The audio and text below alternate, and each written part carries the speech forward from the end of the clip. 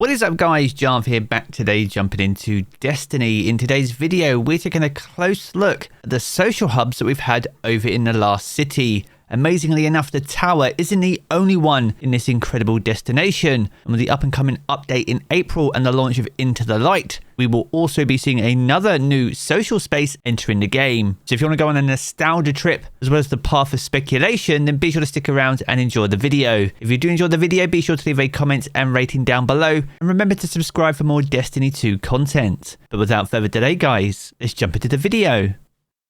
Now last week Bungie pulled back the curtain on the mode being introduced with Into the Light in the form of Onslaught. This came as part of one of 3 live streams that Bungie are holding over the next couple of weeks, with each one revealing something new about the up and coming update. Now last week, as a piece of fun over on Twitter, I made a Into the Light prediction focusing specifically on the first stream and the mode coming in this update. Now as you can see from my tweet on screen, we got pretty close on exactly what Onslaught ended up to be, with the first 4 bullet points being absolutely spot on. So it's with that in mind, I repeated the same prediction for the up and coming stream, focusing entirely on the new social space. Now this week's up and coming stream focuses on this area and also the brave weapons and updated Destiny 2 Year 1 armor that are going to form a key part of this entire update. Now the social space is the thing we're focusing in on, as Bungie loves a social space and we've seen many of them over the years.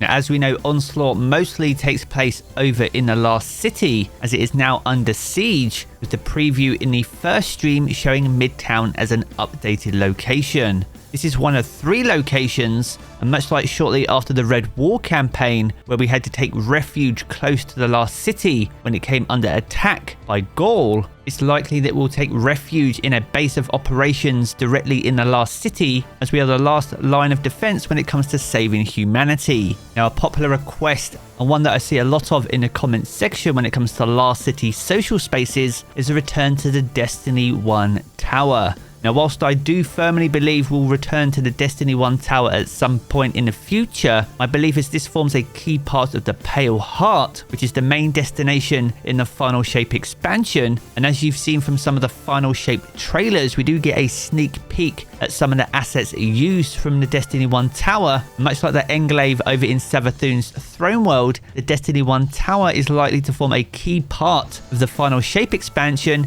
essentially becoming our base of operations. Now another thing to bear in mind is what Bungie have said on multiple occasions, is that it's simply not as easy as taking an asset from Destiny 1 and placing it in Destiny 2. And as we saw in the first live stream, a lot of the assets that we saw are things we've seen previously in Destiny 2, except refreshed and updated, then being brought together to create a new experience.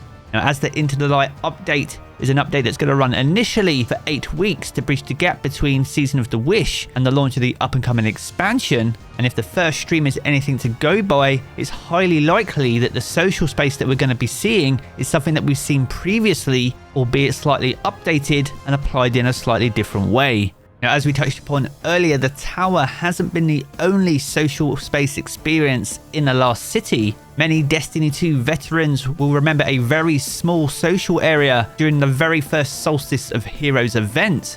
This was a tiny piece of the last city where you got to interact with Ikora to trigger one of the final Red War campaign missions. Now this wasn't the only time we saw this area. In fact, if we dial back to Season of Arrivals, this area was used and expanded on as part of a community event for the finale of this particular season. This was a major moment in Destiny 2's history, as this was the moment that the Traveler eventually healed itself. Now, as we just touched upon, this formed part of the Solstice of Hero Event 2. Both locations take place at the Riverside over in the last city, and with the expanded version it was only used once, that already exists within Destiny 2, albeit minus the lighting updates that we received in Beyond Light.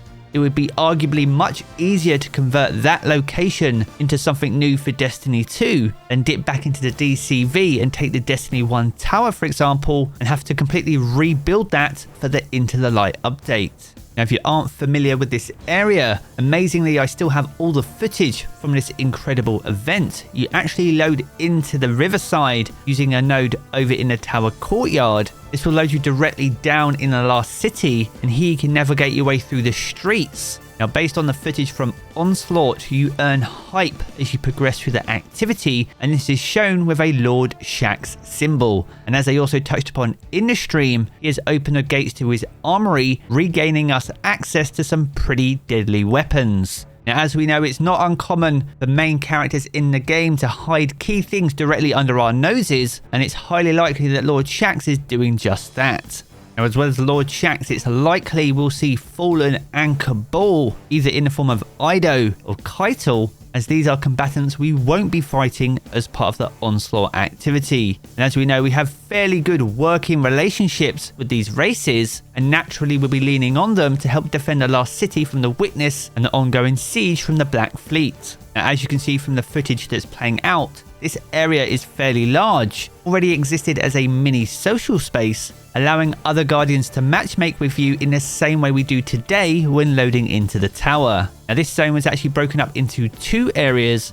The first initial space, where you get to navigate your way through the last city, as well as the final area where we take to the rooftops, directly in front of the tower, in order to witness the healing of the Traveller. Now, it's unlikely we'll get all this real estate. I firmly believe it's very likely we'll get at least some of it, albeit being refreshed and brought up to date. So it's with that in mind, is that something that you'd be happy with as a new social space for the Into the Light update? Or would you prefer to see something completely new or something totally different? And as always, be sure to let me know your thoughts down in the comments below.